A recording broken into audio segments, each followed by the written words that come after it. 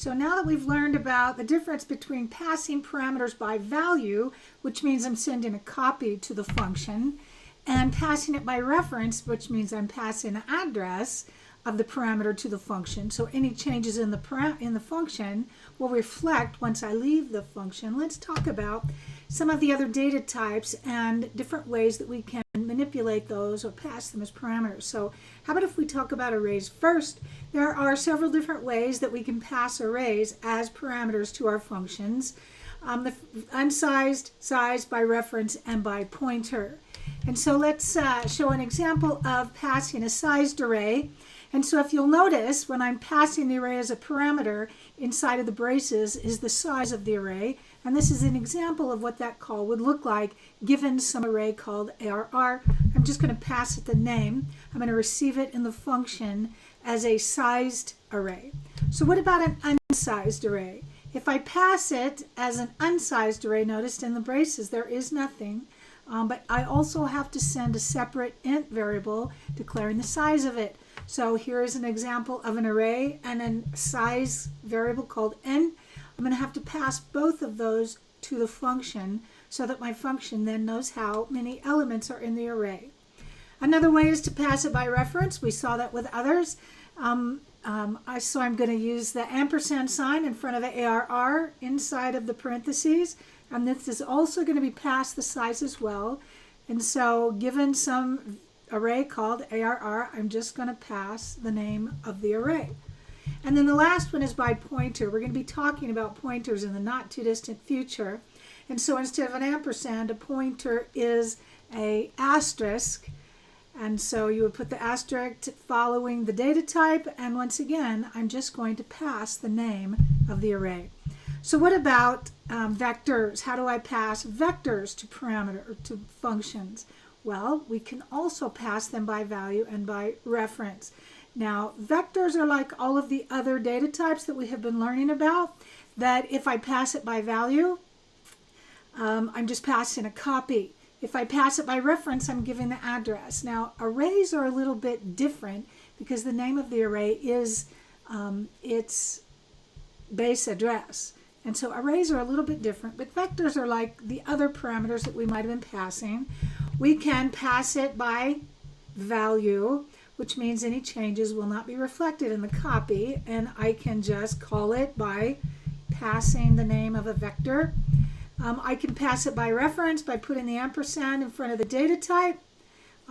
This will pass the memory address, which means any changes that I do make will be reflected in the original. And so what about structs? We were dealing with some structs. We can also pass structs several different ways. First of all, maybe not easiest, is to just give it each one of the individual elements individually as parameters, or we can pass structures by value and by reference. So this is what it might look like. If I had a struct that had two members, I would pass two separate parameters, each one of those members. Here's an example of that call where I just passed the name of the struct. And I can also pass it by value.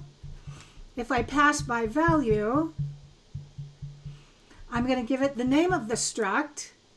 The data type is going to be the struct name, and then I'm going to pass my struct variable. So here's an example of what that call looks like.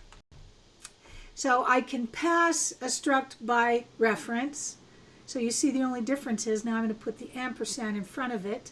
If I pass it by value, it's a copy. If I pass it by reference, it will modify the original. This is what that call would look like.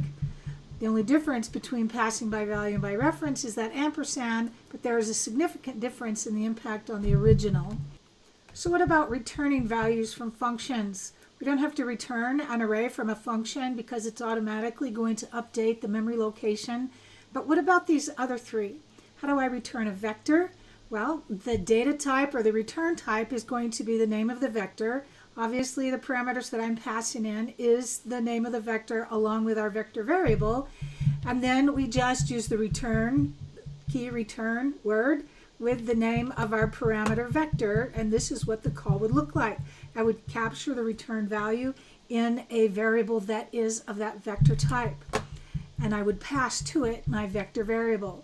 So here's an example of how I would return a struct from a function. It's going to be exactly the same. The data type, the return type, is going to be the name of the struct.